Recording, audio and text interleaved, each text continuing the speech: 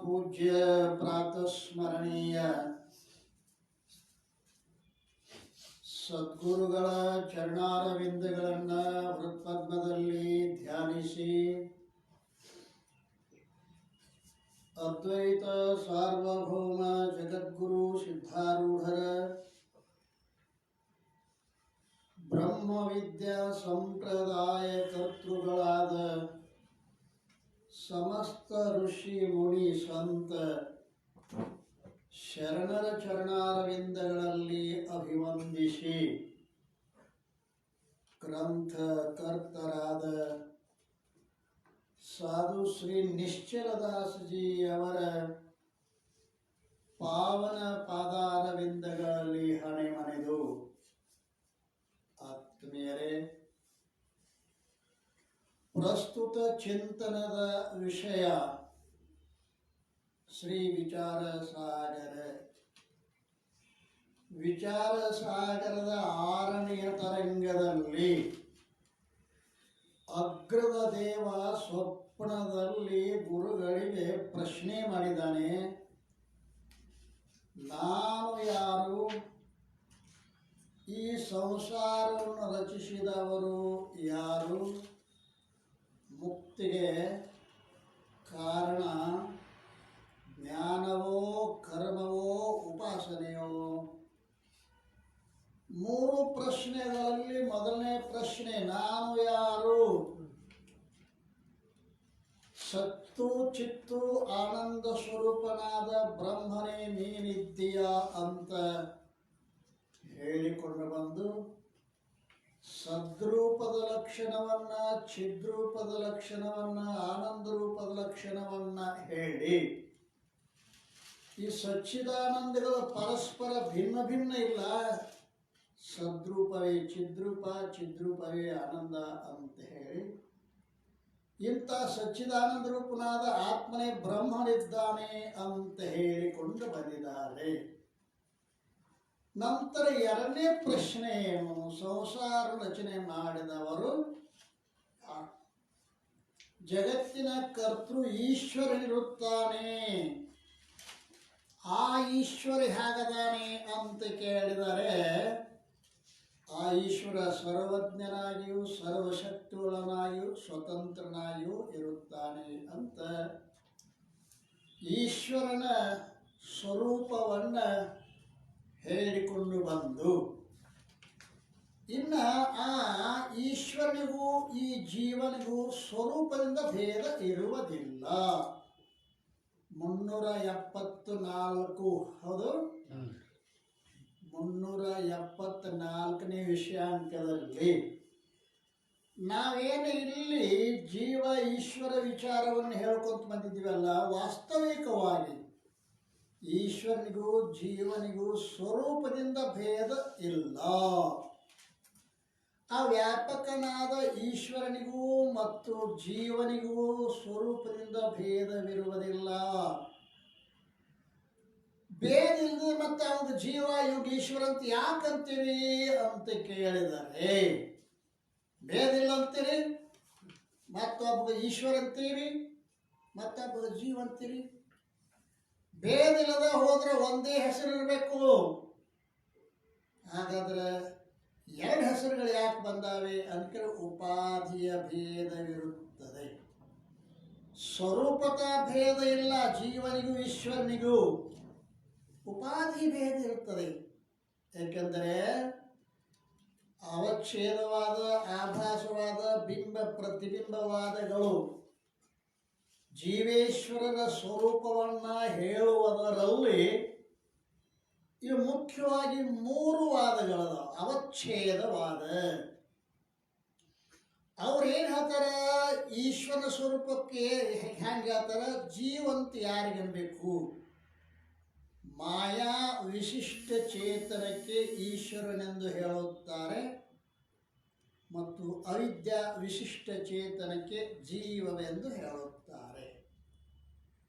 ಮಾಯಾ ವಿಶಿಷ್ಟ ಚೇತನ, ವಿಶಿಷ್ಟ ಅಂದ್ರ ವಿಶೇಷಣ ವಿಶೇಷ ಎರಡು ಕೂಡಿದ್ದಕ್ಕ ವಿಶಿಷ್ಟ ಅಂತ. ಇಲ್ಲಿ ವಿಶೇಷಣ ಯಾವುದು? ಮಾಯೆ ವಿಶೇಷಣವಾಗಿದ್ದು ಚೇತನವೇ ವಿಶೇಷವಾಗಿ ಎರಡೂ ಕೂಡಿರುವುದರಿಂದ ಮಾಯಾ ವಿಶಿಷ್ಟ ಚೇತನ. ಕೇವಲ ಚೇತನಕ್ಕೆ ಈಶ್ವರ ಅಂದಿಲ್ಲ ಇವರು, ಕೇವಲ ಚೇತನಕ್ಕೆ ಜೀವ ಅಂದಿಲ್ಲ. ಮಾಯಾ ವಿಶಿಷ್ಟ ಚೇತನಕ್ಕೆ ಈಶ್ವರ ಅಂತಾರೆ, ಅವಿದ್ಯಾ ವಿಶಿಷ್ಟ ಚೇತನಕ್ಕೆ ಜೀವ. ಮಾಯಾ ವಿಶೇಷಣ ಆಗಿರಬೇಕು, ಚೇತನ ವಿಶೇಷ ಆಗಿರಬೇಕು, ಎರಡು ಕೂಡಿದ್ದಕ್ಕೆ ವಿಶಿಷ್ಟ. ಕೆಂಪು ಕುದುರೆ, ಕೆಂಪು ವಿಶೇಷಣ, ಕುದುರೆ ವಿಶೇಷ. ನೀಲೋ ಘಟ, ನೀಲ ವಿಶೇಷಣ, ಘಟ ವಿಶೇಷ, ಎರಡೂ ಕೂಡಿ ವಿಶಿಷ್ಟ ಆಗೈತಿ. ಹಾಗೆ ಮಾಯಾ ವಿಶೇಷಣ ಆಗಿದ್ದು ಚೇತನ ವಿಶೇಷ ಆಗಿತ್ತು ಅಂತಂದ್ರೆ ಇದಕ್ಕೆ ಮಾಯಾ ವಿಶಿಷ್ಟ ಚೇತನ, ಇದಕ್ಕೆ ಈಶ್ವರ ಅಂತ ಕರೀತಾರೆ. ಎಲ್ಲಿ ಅವಿದ್ಯಾ ವಿಶೇಷಣ ಆಗಿತ್ತು, ಚೇತನ ವಿಶೇಷ ಆಗಿತ್ತು ಅಂತಂದ್ರೆ ಎರಡು ಕೂಡಿ ವಿಶಿಷ್ಟ ಅಂತಾರಲ್ಲ, ಆ ಅವಿದ್ಯಾ ವಿಶಿಷ್ಟ ಚೇತನಕ್ಕೆ ಜೀವ ಅಂತಾರೆ. ಕೇವಲ ಅವಿದ್ಯೆಗೆ ಜೀವ ಅಂದಿಲ್ಲ, ಕೇವಲ ಚೇತನಕ್ಕೆ ಜೀವ ಅಂದಿಲ್ಲ. ಅವಿದ್ಯಾ ವಿಶೇಷಣ ಆಗಿರಬೇಕು, ಚೇತನ ವಿಶೇಷ ಆಗಿರಬೇಕು, ಎರಡು ಕೂಡಿ ವಿಶಿಷ್ಟ ಆಗಿತ್ತು ಅಂತಂದ್ರೆ ಇಂಥ ಅವಿದ್ಯಾ ವಿಶಿಷ್ಟ ಚೇತನಕ್ಕೆ ಜೀವ ಅಂತ ಹೇಳಿ. ಇದು ಅವಚ್ಛೇದವಾದ. ಆಭಾಸವಾದ ಇವ್ರೇನು ಹೇಳ್ತಾರೆ? ಮಾಯಾ ಸಹಿತ ಆಭಾಸ ವಿಶಿಷ್ಟ ಚೇತನಕ್ಕೆ ಈಶ್ವರ. ಕೇವಲ ಮಾಯಾ ಅನ್ನಂಗಿಲ್ಲ, ಮಾಯಾ ಸಹಿತ ಆಭಾಸ. ಮಾಯಲ್ಲಿ ಚೇತನದ ಆಭಾಸ, ಆಭಾಸ ಅಂದ್ರೆ ಪ್ರತಿಬಿಂಬ, ಮತ್ತು ಅಧಿಷ್ಠಾನವಾದ ಬ್ರಹ್ಮಚೇತನ, ಇವು ಮೂರು ಕೂಡಿಸಿ ಈಶ್ವರ ಅಂತ ಹೇಳ್ತಾರೆ. ಮಾಯಾ ಸಹಿತ ಆಭಾಸ ವಿಶಿಷ್ಟ ಚೇತನಕ್ಕೆ ಈಶ್ವರ ಅಂತಾರೆ. ಆಭಾಸ ಸಹಿತ ಅವಿದ್ಯಾ ವಿಶಿಷ್ಟ ಚೇತನಕ್ಕೆ ಜೀವ. ಅವಿದ್ಯೆಯಲ್ಲಿ ಕೂಟಸ್ಥ ಚೇತನದ ಆಭಾಸ, ಅಧಿಷ್ಠಾನವಾದ ಕೂಟಸ್ಥ ಚೇತನ, ಇವು ಮೂರು ಸೇರಿದ ಜೀವ ಅಂತ ಕರೆದಾರೆ. ಇದು ಆಭಾಸ ಸಹಿತ ಅವಿದ್ಯಾ ವಿಶಿಷ್ಟ ಚೇತನಕ್ಕೆ ಜೀವ. ಆಭಾಸವಾದದಲ್ಲಿ ಆಭಾಸ ಸಹಿತವಾದ ಅವಿದ್ಯೆಗೂ ಹಾಗೂ ಮಾಯೆಗೂ ಭೇದವಿರುತ್ತದೆ ಹೊರತು ಚೇತನದಲ್ಲಿ ಭೇದ ಇರುವುದಿಲ್ಲ. ನೋಡ್ರಿ, ಈಶ್ವರನಲ್ಲಿನೂ ಚೇತನದ, ಜೀವನಲ್ಲಿನೂ ಚೇತನದ. ಆ ಎರಡರಲ್ಲಿರುವ ಚೇತನ ಒಂದೇ ಅದ. ವಿಶೇಷಣವಾದ ಮಾಯೆ, ವಿಶೇಷಣವಾದ ಅವಿದ್ಯೆಗಳು ಭೇದದಾವೆ. ಆಭಾಸವಾದದಲ್ಲಿ ಆಭಾಸ ಸಹಿತವಾದ ಅವಿದ್ಯೆಗೂ ಹಾಗೂ ಮಾಯೆಗೂ ಭೇದವಿರುತ್ತದೆ ಹೊರತು ಚೇತನದಲ್ಲಿ ಭೇದ ಇರುವುದಿಲ್ಲ. ಅದರಂತೆಯೇ ಅವಚ್ಛೇದವಾದದಲ್ಲಿನೂ ಕೂಡ ಅವಿದ್ಯೆಗೂ ಹಾಗೂ ಮಾಯೆ ಅಂದರೆ ವಿಶೇಷಣವಾದ ಅವಿದ್ಯೆ, ವಿಶೇಷಣವಾದ ಮಾಯೆಗಳಲ್ಲಿ ಭೇದ ಐತೆ ಹೊರತು ಸ್ವರೂಪ ವಿಶೇಷವಾದ ಸ್ವರೂಪತಃ ಚೇತನದಲ್ಲಿ ಭೇದ ಇರುವುದಿಲ್ಲ. ಈಶ್ವರನಲ್ಲಿರುವ ಚೇತನವೇ ಜೀವನಲ್ಲಿದೆ, ಜೀವನಲ್ಲಿರುವ ಚೇತನವೇ ಈಶ್ವರನಲ್ಲಿದೆ. ಆದ್ದರಿಂದ ಅಜ್ಞಾನದಲ್ಲಿ ಉಂಟಾದ ಚೇತನದ ಪ್ರತಿಬಿಂಬವು ಜೀವ ಇರ್ತದೆ. ಇದು ಬಿಂಬ ಪ್ರತಿಬಿಂಬವಾದ ಇಲ್ಲಿ ಹೇಳೋದು. ಈಗ ಸದ್ಯ ಅವಚ್ಛೇದವಾದ ಆಯಿತು, ಆಭಾಸವಾದ ಆಯಿತು. ಈಗದೇ ಹೇಳ್ತಾರೆ, ಅಜ್ಞಾನದಲ್ಲಿ ಉಂಟಾದ ಚೇತನದ ಪ್ರತಿಬಿಂಬ ಜೀವವಿರುತ್ತದೆ, ಬಿಂಬವೇ. ನೀವು ಕರಡಿ ಮುಂದೆ ನಿಂತಾಗ, ಕರಡಿ ಮುಂದೆ ನಿಂತಾಗ ಕರಡಿಯೊಳಗೊಂದು ಮುಖ ಅದ, ಕುತ್ತಿಗೆ ಮ್ಯಾಲ ಒಂದು ಮುಖ ಅದ. ಯಾಕದಾವಿಲ್ಲ, ಕುತ್ತಿಗೆ ಮ್ಯಾಗಿನ ಮುಖ ಬಿಂಬದ, ಕರಡಿ ಒಳಗಿನ ಮುಖ ಪ್ರತಿಬಿಂಬದ ಅಲ್ಲ. ಹಾಗೆ ಅವರು ಎರಡು ಉಪಾಧಿಗಳನ್ನು ಅಂಗೀಕಾರ ಮಾಡ್ತಾರೆ. ಜೀವನಿಗೊಂದು ಬೇರೆ ಉಪಾಧಿ, ಈಶ್ವರೊಂದು ಬೇರೆ ಉಪಾಧಿ. ಮ್ಯಾಲಿನವರಿಬ್ಬರು ಅವ್ರಿಗೆ ಇವ್ರಿಗೆ ವ್ಯತ್ಯಾಸ ಅಂತ ತಿಳ್ಕೋರಿ.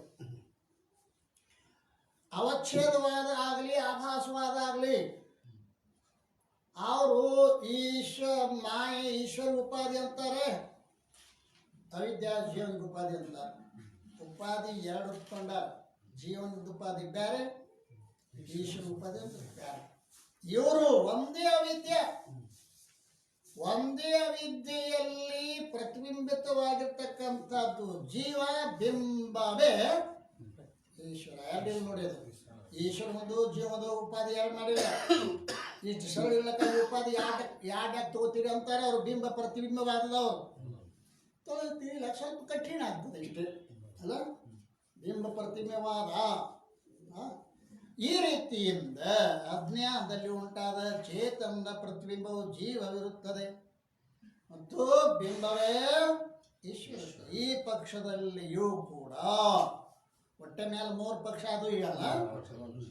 ಈ ಪಕ್ಷದಲ್ಲಿಯೂ ಕೂಡ ಚೇತನದ ಸ್ವರೂಪದಲ್ಲಿ ಭೇದವಿರುವುದಿಲ್ಲ. ಏತು ಚೇತನ ಮೂರು ಪಕ್ಷದ ಅದ ಇಲ್ಲ. ಈಶ್ವರಲ್ಲಿಯೂ ಚೇತನ ಜೀವನದಲ್ಲಿ ಅದ. ಮತ್ತೇನೆಂದ್ರೆ ಒಂದೇ ಚೇತನದಲ್ಲಿ ಜೀವತ್ವವು ಹಾಗೂ ಈಶ್ವರತ್ವವು ಆರೋಪಿತವಾಗಿರುತ್ತವೆ. ಒಂದೇ ಚೇತನದೊಳಗೆ ಜೀವತ್ವ ಈಶ್ವರತ್ವ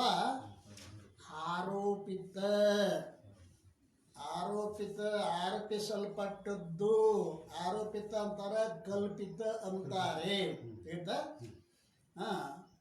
ಆರೋಪ ಅಪವಾದ ನೋಡಿಲ್ಲ. ಎರಡನೇ ಕಲಾ ವಿಚಾರ ಚಂದ್ರೋದಯ, ಪ್ರಪಂಚದ ಆರೋಪ ಅಪವಾದ ಅಂತ ಹೇಳಿ ಗೊತ್ತೈತಿ ಅಲ್ಲ. ಆರೋಪ ಮತ್ತು ಅಪವಾದ,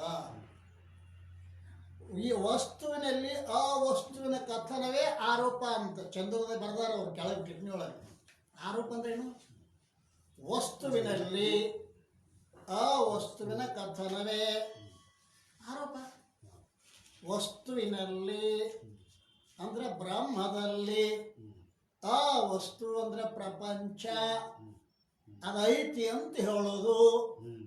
ಹಾಗದಾಗ ಹಾವ ಐತಿ ಅಂತ ಹೇಳೋದು.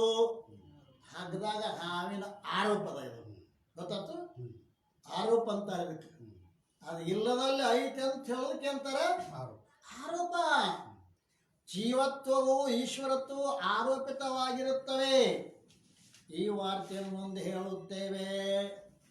ಈ ವಾರ್ತೆಯನ್ನ 438ರಿಂದ 443 ಪರ್ಯಂತರವಾಗಿ ಮೂರನೇದಾದ ಬಿಂಬ ಪ್ರತಿಬಿಂಬವಾದ ಮುಂದೆ ಹೇಳೋರ್ದಾರ ಅವರು. ಹಿಂದೆ ಎರಡು ಹೇಳ್ಕೊಂಬಂದಾರ, ಆಭಾಸವಾದ ಅವಚ್ಛೇದವಾದ ಹೇಳ್ಕೊಂಬಂದಾರ ಅವರು. ಈಗ ಬಿಂಬ ಪ್ರತಿಬಿಂಬವಾದ ಹೇಳಬೇಕಾಯ್ತು ಅದು ಮುಂದೆ ಹೇಳ್ತೀವಿ ಅಂತಾರ ಅವರು. ಈ ರೀತಿಯಿಂದ ಜಗತ್ತಿನ ಕರ್ತೃವಾದ ಈಶ್ವರನು ಸರ್ವಜ್ಞನು, ಸರ್ವಶಕ್ತಿವಂತನು, ಸ್ವತಂತ್ರನೂ ಆಗಿರುತ್ತಾನೆ. ಈಶ್ವರ ಸರ್ವಜ್ಞ, ಎಲ್ಲವನ್ನೂ ಬಲ್ಲವನು. ಮತ್ತೇನದಾನ ಅಂತ ಕೇಳಿದ್ರೆ ಸರ್ವ ಶಕ್ತಿವಂತ. ಏನನ್ನಾದರೂ ಮಾಡಬಹುದಮ್ಮ, ಏನನ್ನಾದರೂ ಮಾಡಬಹುದು. ಅಸಾಧ್ಯವನ್ನು ಕೂಡ ಮಾಡಬಹುದು. ನಾರದ ಕೈಲಾಸನ ಬರ್ತಿದ್ದಂತ ದಾರಿಯೊಳಗೆ ಒಬ್ಬ ಭಕ್ತ ಭೇಟಿಯಾದಂತ. ಎಲ್ಲಿ ಹೋಗಿದ್ರಿ? ಕೈಲಾಸಕ್ಕೆ ಹೋಗಿದ್ದೆ. ಸರಿ, ಪರಮಾತ್ಮ ಏನು ಮಾಡ್ತಿದ್ದ ಅಂತ ಕೇಳಿದಂತ ಭಕ್ತ. ಪರಮಾತ್ಮ ಭಾಳ ವಿಚಿತ್ರ ಕೆಲಸ ಮಾಡಕತ್ತಿದ್ದ. ಏನು? ಸೂಜಿ ಅಜ್ಜಿ ಒಳಗೆ ಆನೆ ಪೋಣಿಸ್ತಿದ್ದಂತ. ಸೂಜಿ ಅಜ್ಜ ನೋಡ್ರಿಲ್ಲ, ಸೂಜಿ ಒಳಗೆ ಒಂದು ತೂತು ಇರ್ತದಲ್ಲ, ಯಜ್ಜ ಅಂತಾರ ಅದಕ್ಕೆ. ಆ ಸೂಜಿ ಯಜ್ಜದೊಳಗೆ ಆನೆ ಪೋಣಿಸ್ತಿದ್ದಂತ. ಅದಂಗ ಅಂದ್ರೆ ಇವರು ಅದಂಗನಂಗಿಲ್ಲ. ಅವ ಸರ್ವಶಕ್ತಿವಂತ. ಅಘಟಿತ ಘಟನಾ ಪಟೈಶ್ರೀ ಮಾಯಾ. ಮಾಯಾ ಅಘಟಿತ ಕಾರ್ಯವನ್ನು ಮಾಡ್ತಕ್ಕಂಥ ಮಾಯಾ ಉಪಾಧಿ ಇರುವುದರಿಂದ ಈಶ್ವರನು ಸರ್ವಶಕ್ತಿವಂತನು, ಸ್ವತಂತ್ರ. ಹಿಂದೆ ಹೇಳ್ಯಾರ, ಸ್ವತಂತ್ರ ಯಾರಿರ್ತಾರ, ಪರತಂತ್ರ ಯಾರಿರ್ತಾರ. ದುರ್ಬಲ ಮನುಷ್ಯ ಪರತಂತ್ರ ಇರ್ತಾನೆ,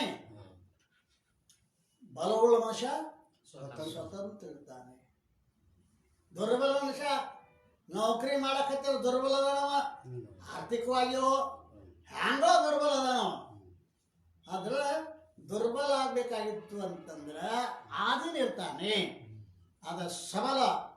ಇವ ಹೆಂಗದಾನ? ಸ್ವತಂತ್ರ ಅದಾನೆ.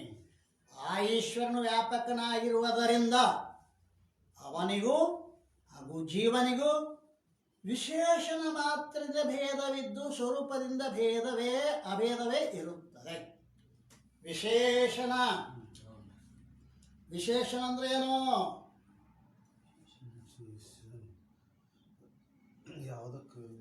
ಸ್ವರೂಪೇ ಪ್ರವಿಷ್ಟತ್ವೇ ಸತಿ ಇತರ ಪದಾರ್ಥ ವ್ಯಾವರ್ತಕತ್ವ ವಿಶೇಷಣತ್ವಂ. ಸ್ವರೂಪದಲ್ಲಿ ಪ್ರವೇಶವಾಗಿದ್ದು ಇತರ ಪದಾರ್ಥಗಳನ್ನ ಬೇರ್ಪಡಿಸಿ ತಿಳಿಸುವುದು ಯಾವುದೋ ಅದು ವಿಶೇಷ. ಕೆಂಪು ಕೂದೂರೆ ಮತ್ತೇನದ? ವಿಶೇಷಣ ಅಂದ್ರೆ ಏನು? ಕುದುರೆಯೊಡನೆ ಕೆಂಪು ಸೇರಿಕೊಂಡದ, ಅದು ವಿಶೇಷ ಅಲ್ಲ? ಸ್ವರೂಪೇ ಪ್ರವಿಷ್ಟತ್ವೇ, ಆ ವಿಶೇಷದ ಸ್ವರೂಪದ ಪ್ರವೇಶ ಆಗ್ಯದ. ನೀಲೋ ಘಟ ಹೀಗೆ ತಾನಗಳು ಪ್ರವೇಶವಾಗಿದ್ದು ಇತರ ಪೀತಾದಿ ಘಟಗಳನ್ನು ಬೇರ್ಪಡಿಸಿ ತಿಳಿಸ್ಕೊಡ್ತದ. ಇದಕ್ಕೆ ಅಂತಾರ ವಿಶೇಷಣ. ಇಲ್ಲಿ ವಿಶೇಷಣ ಮಾತ್ರದಲ್ಲಿ ಭೇದ ಐತೆ ಹೊರತು ಅಲ್ಲ. ವಿಶೇಷಣ ಮಾತ್ರ ಅಂದ್ರೆ ಜೀವನ ವಿಶೇಷಣ, ಈಶ್ವರನ ವಿಶೇಷಣ ಹೇಳ್ಕೊಂಬಂದಾರಲ್ಲ. ಈಶ್ವರನ ವಿಶೇಷಣ ಯಾವುದು? ಈಶ್ವರನ ವಿಶೇಷಣ ಯಾವುದು? ಮಾಯಾ. ಜೀವನ ವಿಶೇಷಣ ಯಾವುದು? ಅವಿದ್ಯ.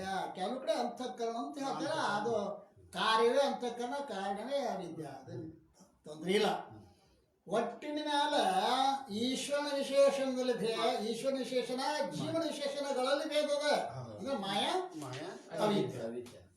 ಆದ್ರೆ ಎರಡರಲ್ಲಿ ಚೇತನ ಒಂದೇ ಅದ. ಎರಡು ಚೇತನ ಘಟಾಕಾಶವಾಗಿರೋದು ಮಠಾಕಾಶದಾಗಿರೋದು ಆಕಾಶ ಒಂದಾದ ಇಲ್ಲ. ಘಟಮಠ ಉಪಾಧಿಯಲ್ಲಿ ಭೇದ ಅದ. ಹಾಗೆ ಈಶ್ವರನು ವ್ಯಾಪಕನಾಗಿರುವುದರಿಂದ ಅವನಿಗೂ ಹಾಗೂ ಜೀವನಿಗೂ ವಿಶೇಷಣ ಮಾತ್ರದ ಭೇದವಿದ್ದು ಸ್ವರೂಪದಿಂದ ಅಭೇದವೇ ಇರುತ್ತದೆ. ಈ ರೀತಿಯಿಂದ ಎರಡನೇ ಪ್ರಶ್ನೆಗೆ ಉತ್ತರ ಹೇಳಲ್ಪಟ್ಟು ಅವನು 3 ಪ್ರಶ್ನೆ ಅದಾವೆ. ಏನೇನು? ನಾನು ಯಾರು? ಪ್ರಪಂಚವನ್ನು ಮಾಡಿದವರು ಯಾರು? ಮುಕ್ತಿಗೆ ಕಾರಣ. ಈಗ 2 ಪ್ರಶ್ನೆಗೆ ಉತ್ತರ ಹೇಳ್ದಂಗಾತು. ನಾನು ಯಾರು ಅನ್ನೋದಕ್ಕೆ ಹೇಳ್ದ, ಈ ಜಗತ್ತಿನ ಕರ್ತ ಯಾರು ಅದನ್ನ ಹೇಳ್ದ. 3ನೇದು ಮುಕ್ತಿ ಕಾರಣ ಯಾವುದು? 375. ಮುಕ್ತಿಗೆ ಜ್ಞಾನ ಕಾರಣವಿರುತ್ತದೆ. ಮುಕ್ತಿಗೆ ಕಾರಣದ ಮೋಕ್ಷಕ್ಕೆ ಸಾಧನವು ಜ್ಞಾನವಿರುವುದೋ ಅಥವಾ ಕರ್ಮವಿರುವುದೋ ಅಥವಾ ಉಪಾಸನೆ ಇರುವುದೋ ಅಥವಾ ಎರಡೂ ಇರುತ್ತವೆಯೋ ಎಂಬ ಪ್ರಶ್ನೆಗೆ ಉತ್ತರವನ್ನು ಹೇಳುತ್ತಾರೆ. ಹೇತು ಮೋಚಕೋ ಜ್ಞಾನ ಇಕ. ಓಚಕೋ ಆಗಿತ್ತು, ಮೋಚಕೋ ಆಗ್ಬೇಕದು. ಹೇತು ಮೋಚಕೋ ಜ್ಞಾನ ಇಕ ನಹಿ ಕರ್ಮ ನಹಿ ಧ್ಯಾನ. ರಜ್ಜು ಸರ್ಪ ತಬಹಿ ನಸೈ ಹೋಯ ರಜ್ಜು ಕೋ ಜ್ಞಾನ. ಟೀಕಾ ನೋಡ್ರಿ. ಮುಕ್ತಿಗೆ ಕರ್ಮವಾಗಲಿ ಅಥವಾ ಧ್ಯಾನ ಅಂದ್ರೆ ಉಪಾಸನೆ. ಧ್ಯಾನ ಅಂದ್ರೆ ಉಪಾಸನೆ, ಉಪಾಸನೆ ಅಂದ್ರೆ ಧ್ಯಾನ. ಧ್ಯಾನ ಈತ ಧ್ಯಾನ ಬೇರೆ ಉಪಾಸನೆ ಬೇರೆ ಅಲ್ಲ. ನೀವು ಸಾಯಂಕಾಲ ಧ್ಯಾನ ಮಾಡ್ತೀರಿ ಅಲ್ಲ, ಅದೇ ಉಪಾಸನೆ.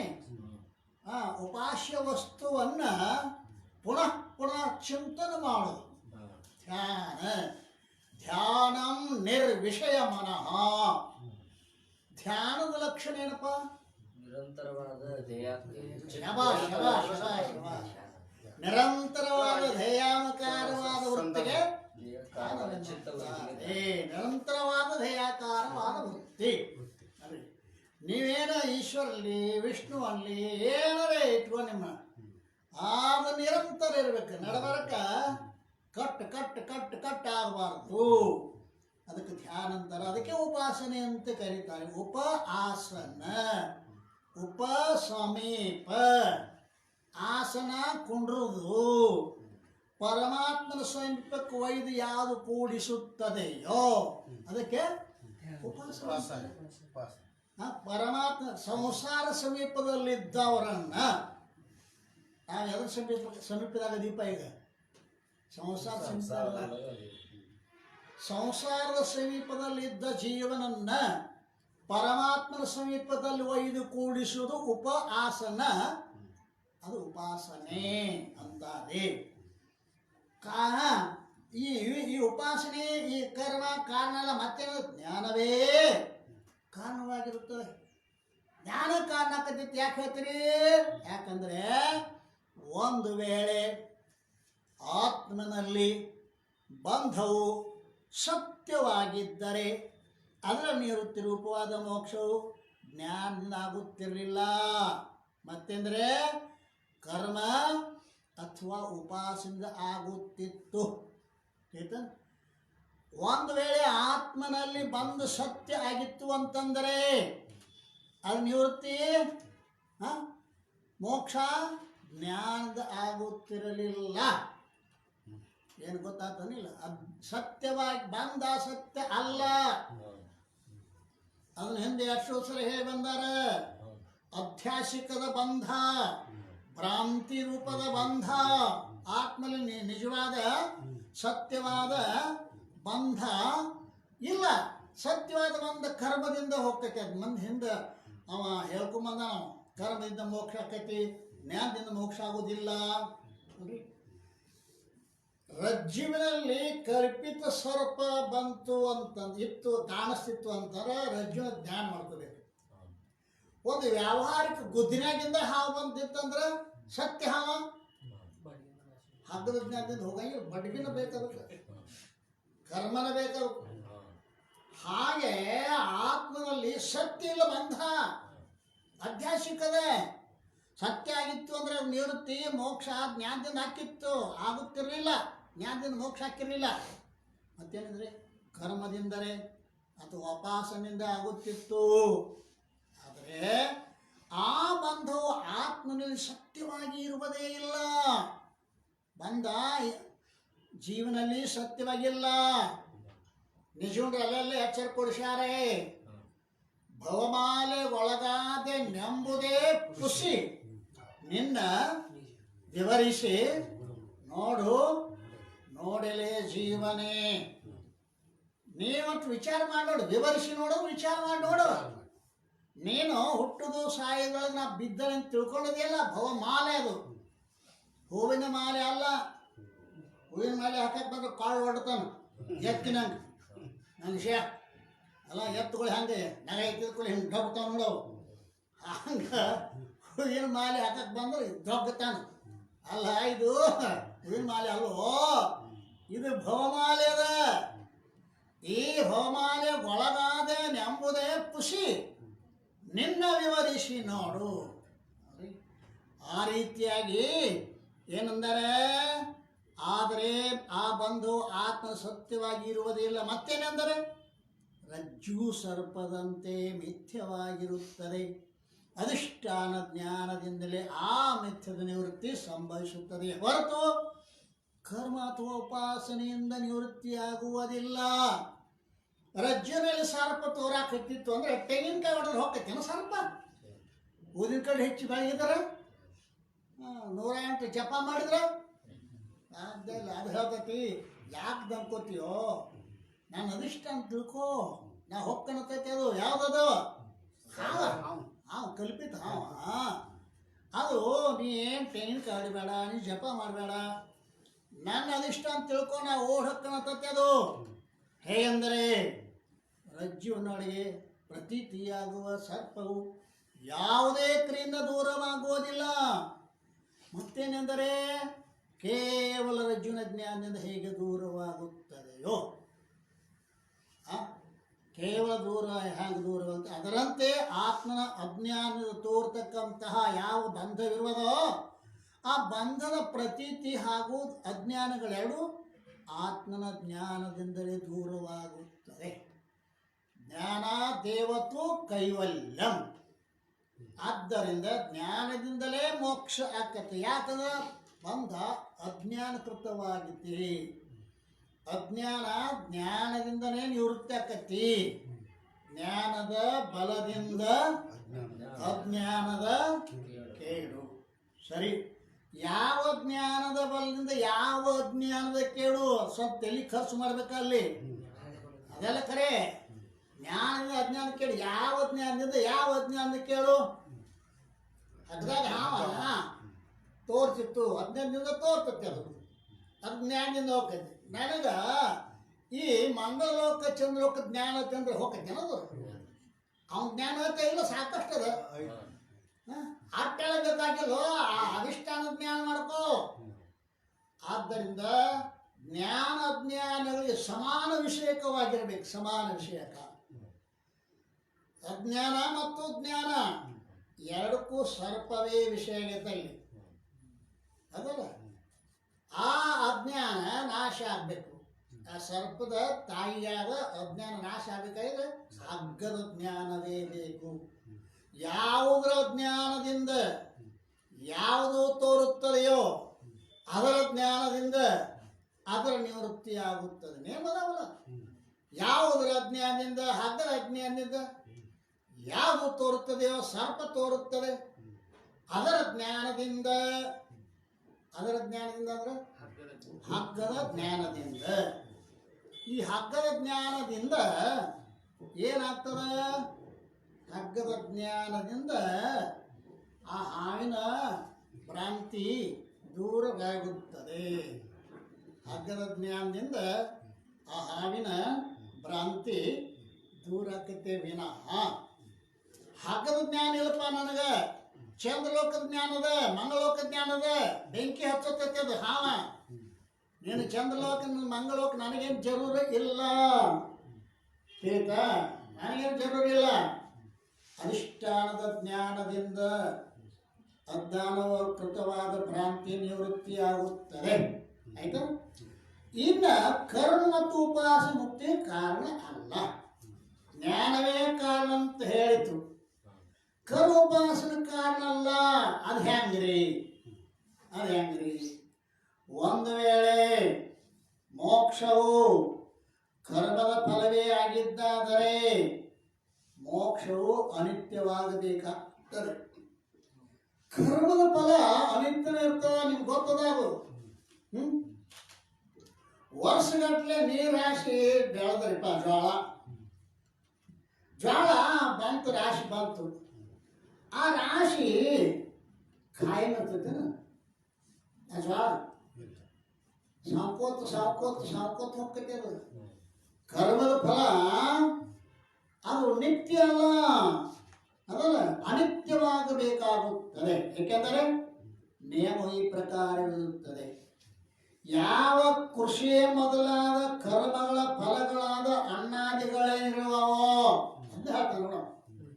ಕರ್ಮದ ಫಲವಾದ ಅಣ್ಣಾದಿಗಳೇನಿದಾವಲ್ಲ ಅವು ಅನಿತ್ಯವಿರುತ್ತವೆ. ಅವು ಅನಿತ್ಯ. ದಿವಸ ಸಾಕೋಂತ ಹೋಗ್ತವೆ. ಮತ್ತು ಯಜ್ಞವೇ ಮೊದಲಾದ ಕರ್ಮಗಳ ಫಲಗಳಾದ ಸ್ವರ್ಗಾದಿಗಳಾದರೂ ಕೂಡ ಅವು ಅನಿತ್ಯವೇ. ಇಹಲೋಕದ ಭೋಗದ ಪದಾರ್ಥಗಳೇ ಆಗಲಿ, ಪರಲೋಕದ ಭೋಗದ ಪದಾರ್ಥಗಳೇ ಆಗಲಿ, ಅವೆಲ್ಲ ಕರ್ಮದಿಂದ ಬರ್ತಾವೆ. ಅವು ಅನಿತ್ಯವೇ ಇರ್ತಾವೆ.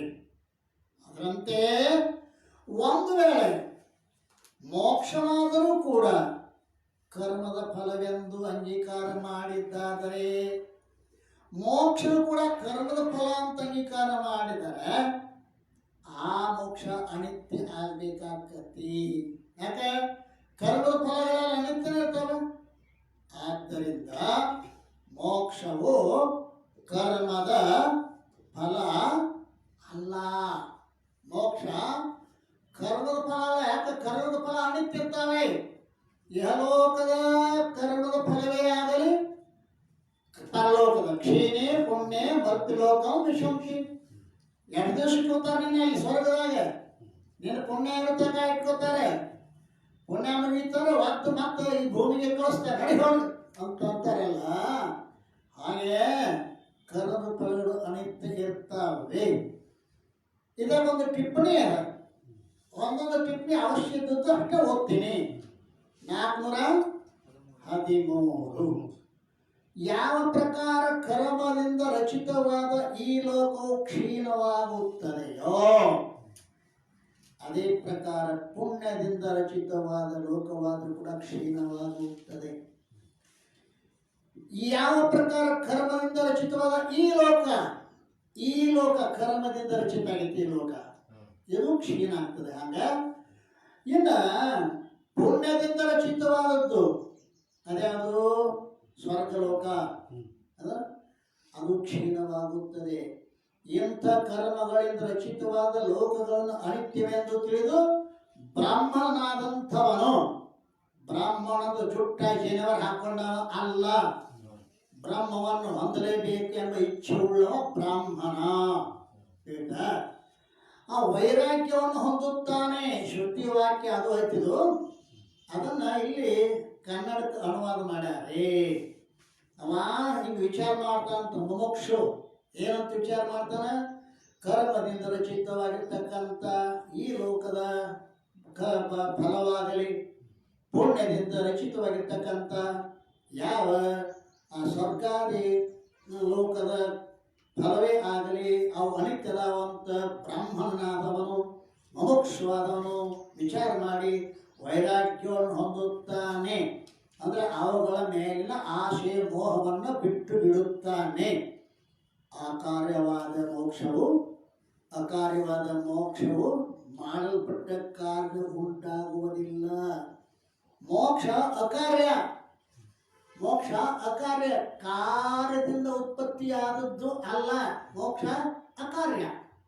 ಆ ಅಕಾರ್ಯವಾದ ಮೋಕ್ಷ ಮಾಡಲ್ಪಟ್ಟ ಕಾರ್ಯದಿಂದ ಉಂಟಾಗುವುದಿಲ್ಲ. ಈ ಶ್ರುತಿಯಿಂದ ತಿಳಿದು ಬರುವುದೇನೆಂದರೆ ಭಾವನೆ ಉಪಾಸನೆಯಿಂದ ಹುಟ್ಟಿದ ಯಾವ ಫಲವಿರುವುದೋ ಹಾಗೂ ಯಾವ ಕರ್ಮದಿಂದ ಫಲವಾಗಿರುವುದೋ ಅದು ಸ್ಥಿರವಾಗಿರುವುದೆಂದು ಒಪ್ಪುವುದು ಯೋಗ್ಯವಲ್ಲ. ದ್ರವಿಡ ದೇಶವಾಸಿಗಳಾದ ಜನರಲ್ಲಿ ಇರುವ ಸಂಗತಿಯಂತೆ ಶ್ರೀ ಸುರೇಶ್ವರಾಚಾರ್ಯರ ವಾಕ್ಯ ರೂಪವಾದ ಸ್ಮೃತಿಯಿಂದ ಮೋಕ್ಷವು ಕರ್ಮದ ಫಲವಾಗಲಿ ಅಥವಾ ಉಪಾಸನೆ ಫಲವಾಗಲಿ ಅಲ್ಲ ಎಂದು ಅರ್ಥವಿರುತ್ತದೆ.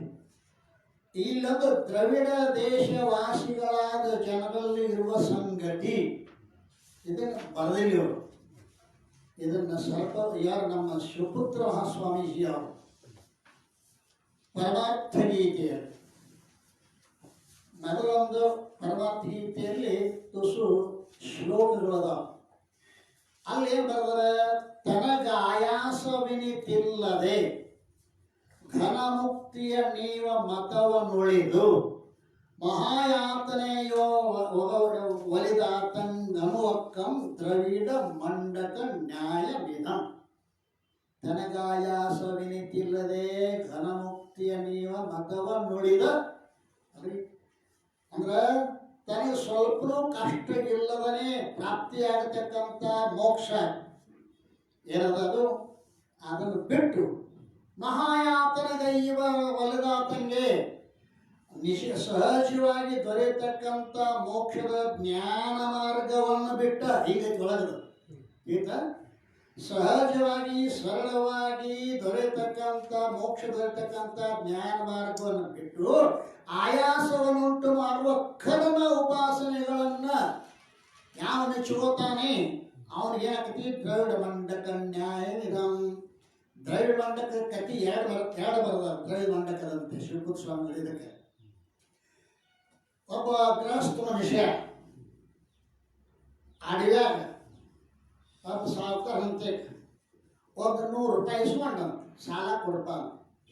ಯಾರು ಇದ್ದಿದ್ದಿಲ್ಲ ಅಡವ್ಯಾಗ ಅರಣ್ಯ ಮಧ್ಯ ಕೊಟ್ಟವ. ಮುಂದೆ ಕೇಳಕ್ಕೆ ಬಂದ, ನೀನು ಕೊಟ್ಟಿದ್ದೆ ರೊಕ್ಕ ನನಗೆ ಅಂದವ. ಏನೋ ಮರ ಮೊನ್ನೆ ಕೊಟ್ಟಿಲ್ಲ 100 ರೂಪಾಯಿ ಕೊಡು ಅಂದ. ಹೇಳಿಲ್ಲ, ನೀವು ಕೊಟ್ಟೇ ಇಲ್ಲ. ಏನು ಹೇಳ್ಕೇಳ ನೀವು ಕೊಟ್ಟೇ ಇಲ್ಲ. ಅವ ಸಾಲ ಕೊಟ್ಟ ಕೋರ್ಟಿಗೆ ಹೋದ. ನೋಡಿ ನನ್ನ ಕಡೆ ಸಾಲ ತೊಗೊಂಡನ ಈಗ ಕೊಟ್ಟಿವಿ ಅನ್ನಕತ್ತಾನ. ಅವಾಗ ಅವ್ರಿಬ್ಬರು ಕರೆಸಿದ್ರು. ಏನಪ್ಪ ಸಾಲ ಕೊಟ್ಟಾನೆ? ಇಲ್ರಿ ಕೊಟ್ಟಿಲ್ಲ ಅಂದವ. ಇವ ಕೊಟ್ಟನ್ರಿ ತಿವತಾನ, ಕೊಟ್ಟಿಲ್ಲ ತಾವಂತ. ನ್ಯಾಯಾಧೀಶರು ಅಂದ್ರು, ಕೊಟ್ರೆ ಅಂತ ಹೇಳ್ತೀಯಲ್ಲ, ನೀವು ಕೊಡುವಾಗ ಯಾರಿದ್ರು ಅಂತ ಕೇಳಿದ್ರು ನ್ಯಾಯಾಧೀಶರು. ಅರಣ್ಯ ನೋಡಿ ಯಾರು ಇದ್ದಿದ್ದಿಲ್ಲ. ಅವ ಸಹಜವಾಗಿ ಅಡಿಬೇಕಿತ್ರಿ ಅಂದವ. ಇವ್ರು ಸುಮ್ಮನೆ ಬಂದ ಸುಳ್ಳು ಹೇಳ್ತಾನ್ರಿ, ಅಲ್ಲಿ ಅಡಿಬೇಕಿದ್ದಿದ್ರಿ ಊರಾಗಿ ಬೇಕಿತ್ತು ಅಂತ ಹೇಳ್ತಾನೆ. ಕೊಡ್ಬೇಕು ನಾನು ಮತ್ತೆ ಅಡಿಬೇಕಿತ್ತು ಅಂತ ಹೇಳೋದು ಸುಳ್ಳು ಕೊಡ್ಬೇಕಿಲ್ಲ. ಅಡಿಬೇಕಾದ್ರೆ ಅಲ್ಲಿ ಊರಾಗಿ ಬೇಕಿತ್ತು ಅದು ಅಂದ ಕೊಡಂದ್ರು. ಇದು ಒಂದು ದೃಷ್ಟಾಂತ ಅಲ್ಲ. ಇನ್ನೊಂದು ದೃಷ್ಟಾಂತ, ಹಬ್ಬ ಒಂದು 100 ರೂಪಾಯಿ ಸಾಲ ಇಸ್ಕೊಂಡಿದ್ದ. ಅವಾಗ ಅವ ಎಷ್ಟು ಬೇಡ್ರು ನಾಳೆ ನಾಳೆ ನಾಳೆ ನಾಳೆ ನಾಳೆ ಕೊಡವಲ್ಲ ರೊಕ್ಕದ ಹೊಂತಕ. ಆದ್ರೂ ಕೊಡವಲ್ಲ. ಒಂದು ದಿವಸ ಹಿಡಿದು ತಂದು ಕೊಡಿಸಿದ. ಸಾಲ ಕೊಟ್ಟವ. ಕೊಡ್ತಿಲ್ಲ ಇಲ್ಲಪ್ಪ ನನಗೆ ಆಗೋದಿಲ್ಲ ಅಂದ. ಆಗದಲ್ಲ, ಒಂದು 100 ಉಳಿಗಾಡ್ತೀನಿ. ಏನು ಉಳಿ 100 ತಿನ್ನು, ನಾ ಬಿಟ್ಟು ಬಿಡ್ತೇವೆ ನಾವು.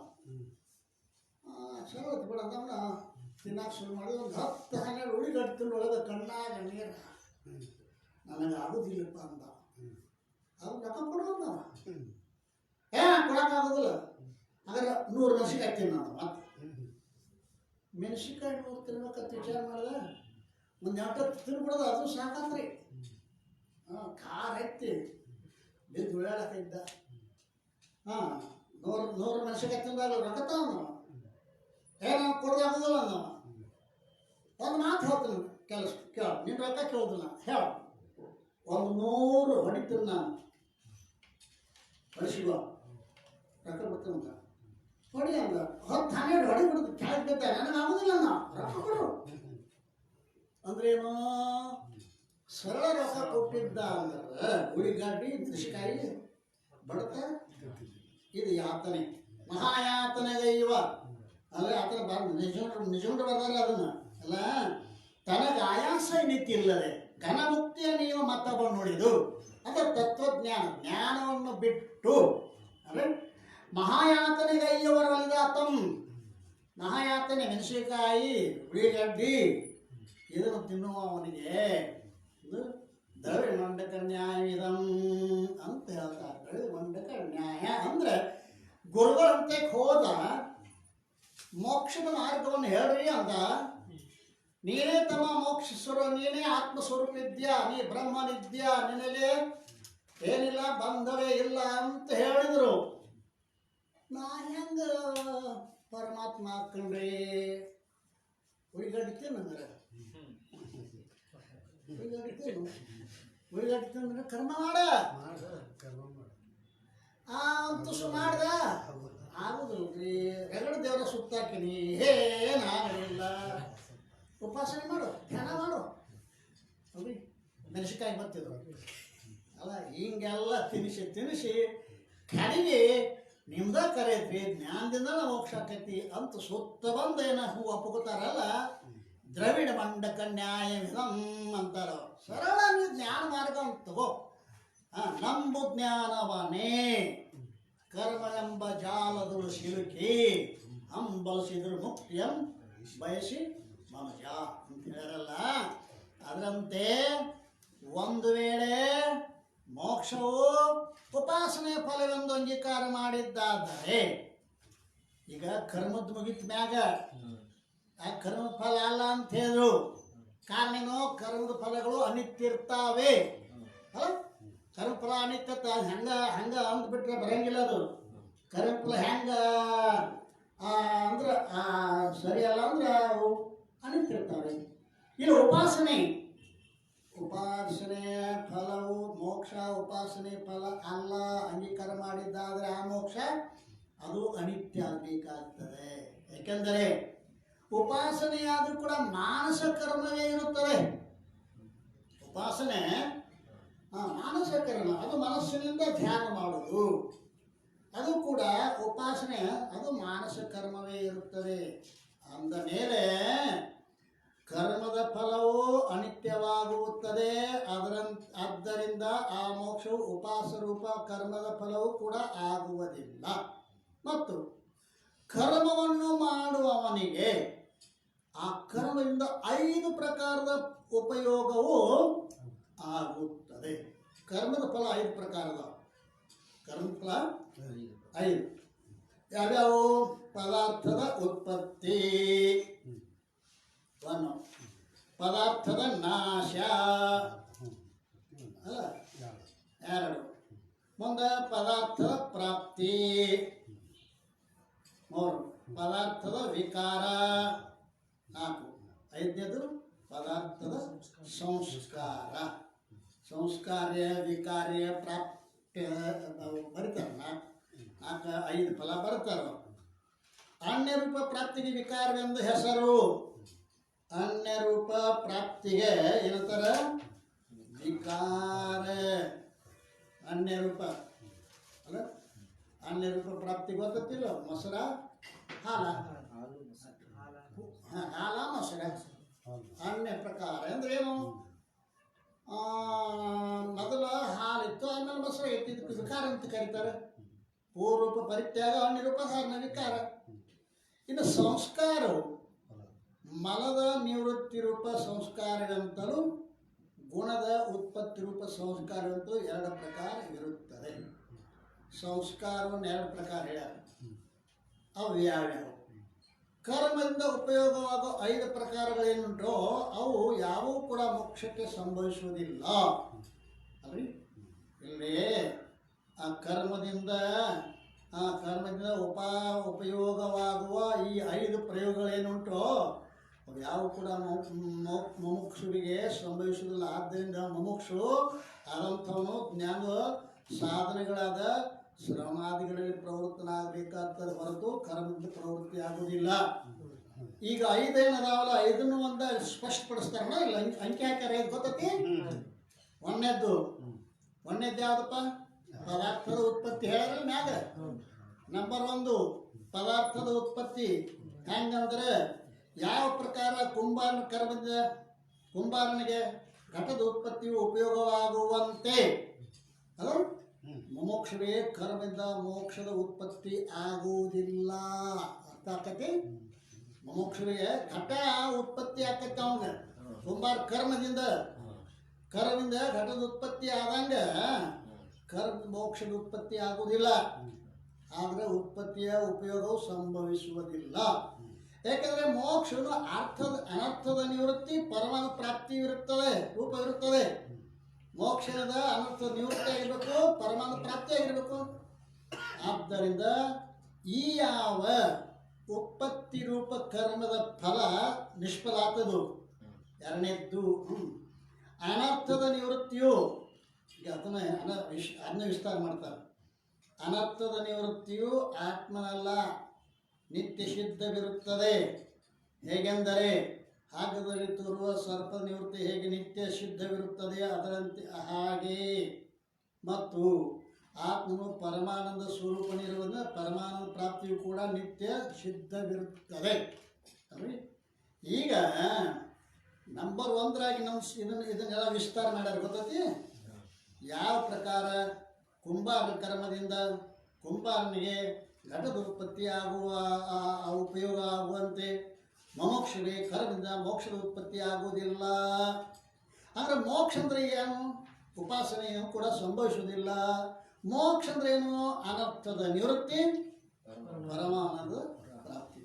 ನಂಬರ್ 2 ಅನರ್ಥ ನಿವೃತ್ತಿ 1 ನಂಬರ್ ಅದಿ, ಪರಮ ಪ್ರಾಪ್ತಿಗೆ 1 ನಂಬರ್ ಅದ. ನಂಬರ್ 1 ನಂಬರ್ 2 ಅದಾವಿಲ್ಲ ಅಲ್ಲೇ.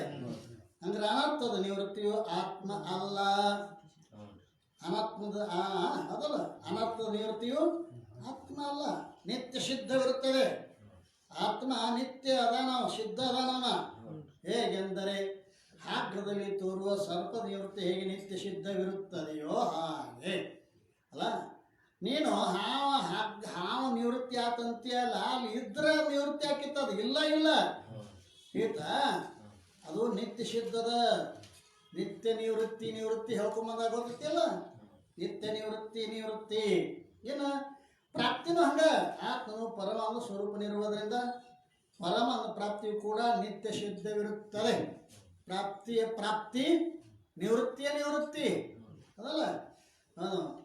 14 15 ಅಲ್ಲ ಟಿಪ್ಪಣಿ ಯಾವ ಪ್ರಕಾರ ವ್ಯಾವಹಾರಿಕ ಸತ್ತಾವುಳ್ಳ ಸರ್ಪವು ರಜ್ಜುವಿನಲ್ಲಿ ಅತ್ಯಂತ ಅಭಾವರೂಪ ಸರ್ಪದ ನಿವೃತ್ತಿ ಹೇಗೆ ನಿತ್ಯ ಸಿದ್ಧವಿರುತ್ತದೆಯೋ ರಜ್ಜುನಲ್ಲಿ ತೋರುವ ಸರ್ಪ ವ್ಯಾವಹಾರಿಕನೂ ಅಲ್ಲ ಅದಲ್ಲ ಮತ್ತೆ ವ್ಯಾವಹಾರಿಕ ಐತಲ್ಲ ಅದು ವ್ಯಾವಹಾರಿಕ ಅಲ್ಲ ಯಾವಾಗ ಸತ್ತಾವುಳ್ಳ ಸರ್ಪವು ರಜ್ಜುವಿನಲ್ಲಿ ಅತ್ಯಂತ ಅಭಾವ ಇರ್ತದೆ ಅಲ್ಲೇ ವ್ಯಾವಹಾರಿಕ ಏನಿಲ್ಲ ಅಲ್ಲೇ ಸರ್ಪವೇ ಇಲ್ಲ ಹಗ್ಗದಾಗ ವ್ಯಾವಹಾರಿಕ ಸರ್ಪ ಇಲ್ಲ ಏನದ ಅತ್ಯಂತ ಅಭಾವದ ಅದರದು ವ್ಯಾವಹಾರಿಕ ಸರ್ಪದ್ದು ಅದು ನಿತ್ಯ ಸಿದ್ಧದ ನೀನು ತಿಳಿಯದಾಗದೋ ಅದು ಕಾಣಿಸುವಾಗ ಅದಲ್ಲಿ ಇಲ್ಲ ಐತ ಮತ್ತ ತೋರಿಕಿತ್ತ ಮೊದಲು ಹಾವಿಲ್ಲ ಹಗ್ಗದ ಜ್ಞಾನ ಆದ ನಂತರಲೂ ಹಾವಿಲ್ಲ ತೋರುವಾಗರೆ ಐತನಲ್ಲೇ